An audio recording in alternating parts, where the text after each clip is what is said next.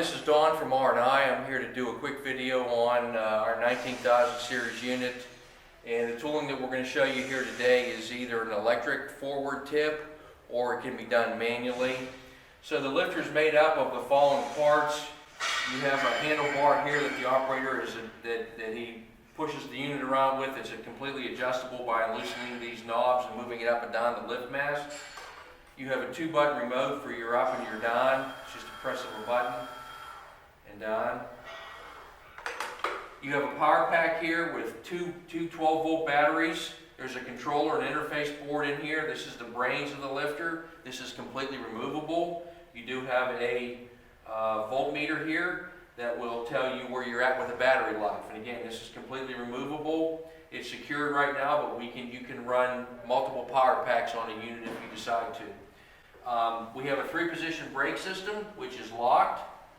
You bring it up on a 45-degree angle, it's free. And if you then take the lifter and bring it all the way up to a parallel with your legs, the back wheels will directionally lock and you can get down a narrow aisleway without the lifter drifting on you. Other parts of the lifter are the section between the legs. We call that the intermediate. This is a standard width, approximately 28 inches wide.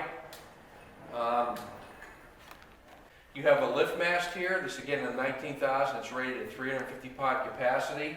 This is the lift mast. There's a ball screw in here. What sticks out of the ball screw is a plate called a lifter slide. That's where we mount the tooling. So the tooling is meant to grab or to squeeze. So this V-block is floating free. This is mounted to a rotate mechanism, and this will allow me to squeeze the roll from the OD, pick it up, and then rotate it forward so you can then drive the roll onto a spindle. Again, this can be either manual or this can be electric. We're going to show you the electric version today. The last thing I need to show you would be the control box. So you have a control box here that the operator can work with. You have a rotate right and rotate left, and that's going to operate your rotate of your roll forward or backwards. You have 1 button to open and you have 2 buttons to close.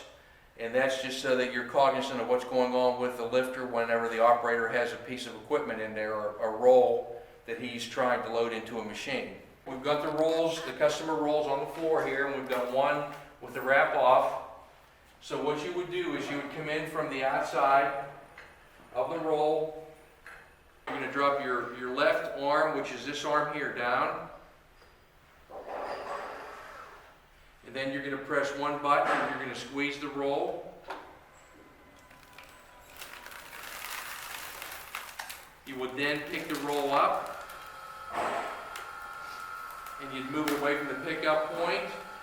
And then using the joystick on the control box, you would then rotate the roll forward.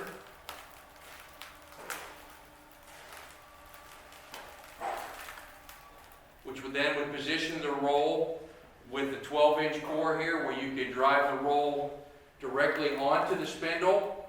And once the roll's on the spindle, you would then open the arms with using the 2-button control on the control box. And that would take care of the loading of the roll from a core vertical position to a core horizontal orientation onto the customer's machine spindle. So regarding the tooling again, you have 1 arm that's fixed and 1 arm that would move in and out. And on this one, this is the electric, but the manual version is much cheaper, and it's just a pulling of a D10 pin on this V-block and one on the other that would allow you to manually rotate the roll from the vertical to the horizontal, same position you would have here. And then you could then drive the roll onto the spindle after the manipulation, and the arms would then open up again, one going one way and the other way, and the roll would then be loaded onto the machine spindle and you would be done. The operator would have completed the task.